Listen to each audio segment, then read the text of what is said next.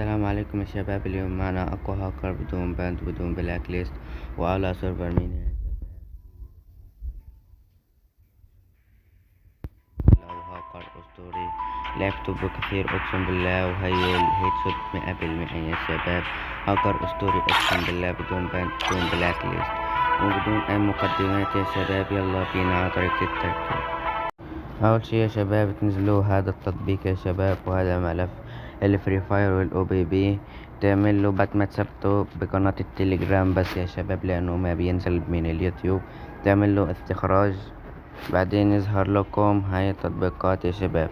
يظهر لك فري فاير والاو بي بي. المهم يا شباب تثبتوا فري فاير يا شباب بهاي الطريقة سبيد.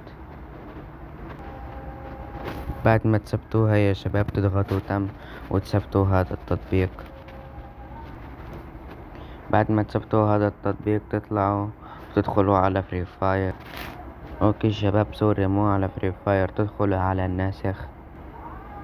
ندخلوا هيك على الناسخ، تعطوله اكسبت لكل الاشياء اللي يريدها يا شباب، تعطوله الصلاحيات.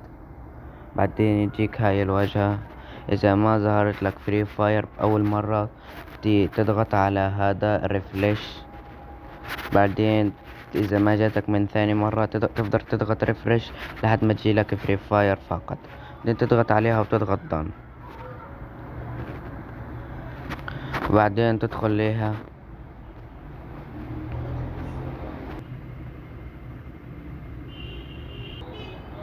تدخلوا على الناسخ يا شباب.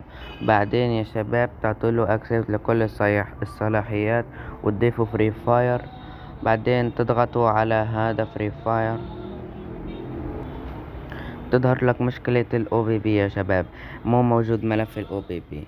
كيف تحل هاي المشكلة يا شباب؟ نفرجيكم بس لما يعطيكم المشكلة هاي يا شباب. يعطينا هذه المشكلة. مشان تحل هاي المشكلة تطلع وتدخل على تطبيق شير، وتيجي يا شباب بعد ما تدخل على شير تيجوا عند الداونلود وتاخدوا هذا الملف يا شباب كوبي. هذا ملف الاو بي بي تاخدوا كوبي، تيجي عند ذاكرة الجهاز اندرويد وداتا، وتنزل يا شباب على التطبيق الناسخ اللي هو هذا. بعدين تضغط الثانية، بعدين ستورج الاولى، بعدين هاي يا شباب، بعدين تضغط هان، بعدين اندرويد، بعدين او بي بي، بعدين فري فاير، بعدين تحط الملف هون.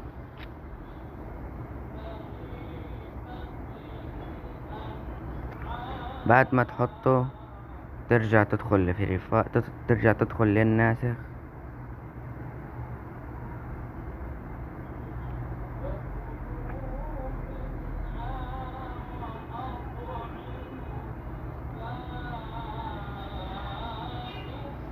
وتدخل على فري فاير.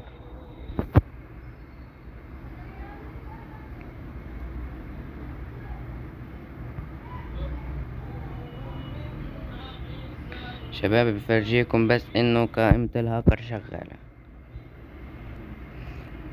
هاي يا شباب بعد ما تدخلوا على فري فاير يجيكم هان يا شباب هذا الهيد شوت 100% اللي هو الهيد شوت في الباطن، وجميع الخيارات يا شباب وكثير منها ده انا بسيبكم تستكشفوها بنفسكم.